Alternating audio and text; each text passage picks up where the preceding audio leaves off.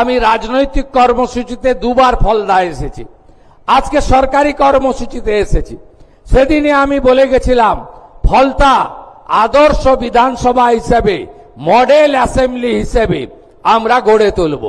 ফলতাতে AC জেটে আমাদের এখানে আপনাদের সম্প্রসারণ, শিল্প তালুক গড়া, বন্দর ভিত্তিক অনেক প্রোগ্রাম আমরা নিচ্ছি। এর বাইরে ফলতা গ্রামীণ হসপিটাল তাকে 100 বেডে উন্নীতকরণ করার সিদ্ধান্ত হয়েছে।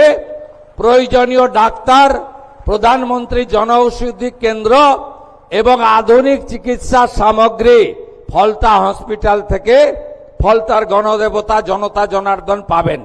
ফলতার বিডিও মহোদয় রয়েছেন, ডায়মন্ড হারবারের এসডিও রয়েছেন।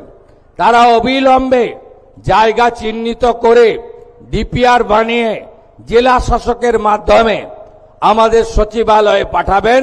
ফলতাতে আমরা একটি মহিলা কলেজ এবং একটি ফায়ার ব্রিগেড স্টেশন এখানে অনুমোদন দিচ্ছি।